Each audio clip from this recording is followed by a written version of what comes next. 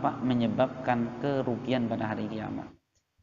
Ya, maka Allah dalam ayat yang lain Bapak sekalian mengingatkan kepada kita di dalam surat Al-Isra, wa auful kaila idzal kiltum wazinu bil qistasil mustaqim dzalika khairu wa ahsanu ta'wila. Allah mengatakan, dan hendaklah kalian menyempurnakan takaran ketika menakar, dan timbanglah antara rizki berkah itu, yaitu berkah itu yang banyak kebaikannya, walaupun terkadang jumlahnya sedikit.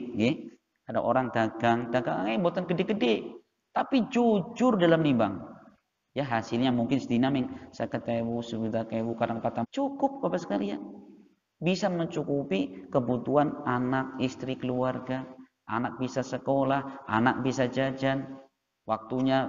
Tapi terkadang ada orang ketika hartanya tidak berkah, gajinya.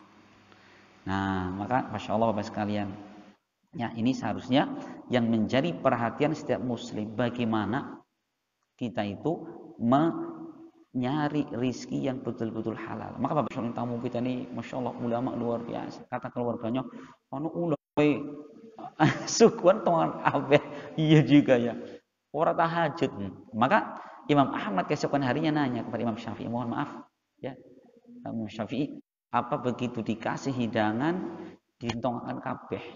Rasulullah SAW sedang berjalan, tiba-tiba di pinggir jalan ada anak kecil lagi nangis. Rasul nanya, anak kecil, kenapa kamu menangis? Dia mengatakan, ya Rasul, ini burung saya mati, jadi manuk nopo emprit untuk orang.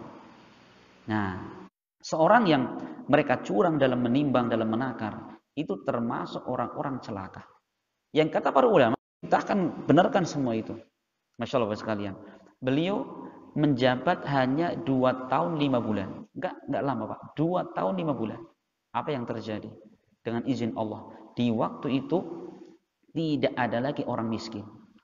Bahkan ketika itu khalifah, karena di sekitar Madinah, di kota-kota sudah tidak ada orang yang berhak menerima zakat.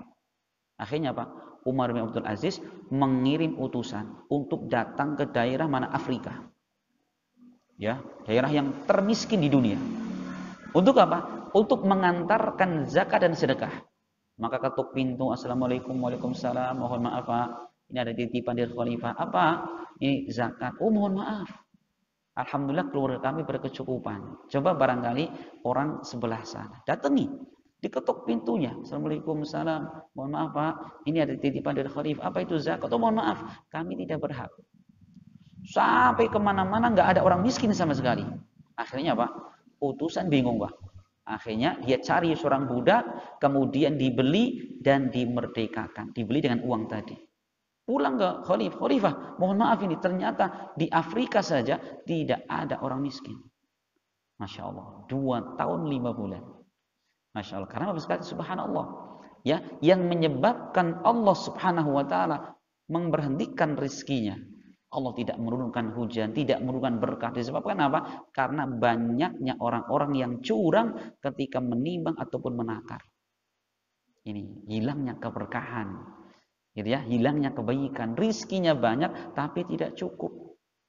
Nah, ini Bapak sekalian harus kita perbaiki dari diri kita. Berlakulah jujur di dalam menimbang. Ya, palingan kadang-kadang selisih mboten sepiraha, tapi napa? Allah mempertanyakan iman kita. Nah, ini wasiat Allah yang keberapa? Yang ketujuh, agar kita jujur di dalam menimbang maupun ketika menakar. Tapi Allah lanjutkan ayatnya, la nukallifu nafsan illa wus'aha. Kami tidak membebani seorang di luar kemampuan mereka. Maksudnya apa? Kalau kita sudah berusaha semaksimal mungkin, sudah hati-hati. Oh, jangan yang salah kok Mas, ngerem mendadak, padahal yang buatan kadang-kadang. Kita enggak boleh Bapak sekalian, walaupun itu merugikan kita. Allah mengatakan, jika kalian berkata, berkatalah dengan jujur. Baik itu berkaitan dengan hak kita atau orang lain. Kita sedang mendamaikan 2 orang bersengketa. Kita tidak boleh condong kepada keluarga kita. Oh iya, keluarga aku tak menangakan. Untuk keluarga tak kalahkan. Tidak boleh Bapak sekalian. Nabi kita Muhammad SAW manusia yang paling adil.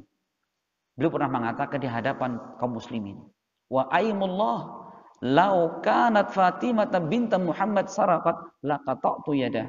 Rasul mengatakan, wahai manusia, Wahai hamba Allah, andaikan Fatimah putranya Muhammad, dia mencuri, akan saya langsung potong tangannya. Coba, bagaimana adilnya Nabi ketika menerapkan apa perintah Allah Subhanahu wa taala. Oh, ini anak ya bebas. Oh, tidak. Rasul tidak demikian Bapak sekalian. Rasul mengajarkan walaupun orang tercinta beliau, jika berbuat salah, maka beliau terapkan hukum kepadanya. Bahkan yang namanya adil Bapak sekalian, itu baik ketika kita senang maupun tidak senang. Baik kepada teman maupun kepada lawan. Di dalam Islam kita perintahkan untuk adil. Ya, kadang-kadang lawan kok nggak adil, nggak boleh. Maka Allah pernah menyebutkan di dalam surat Al-Maidah ayat 8. Allah mengatakan, "Wala yajrimannakum syana'anu qaumin ala alla ta'dilu, i'dilu huwa aqrab." Jangan sampai kebencian kita, jeleknya orang kepada kita menjadikan kita tidak adil.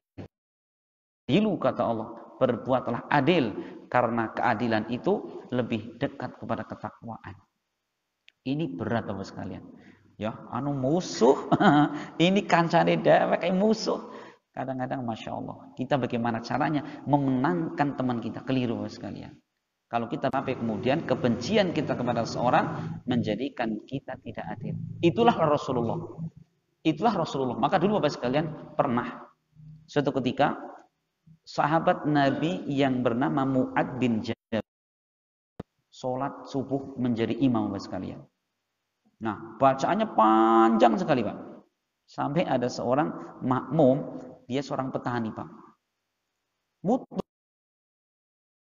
Gimana mutungnya?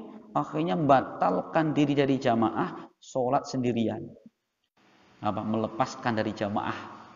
Nanti saya laporin Nabi. Orangnya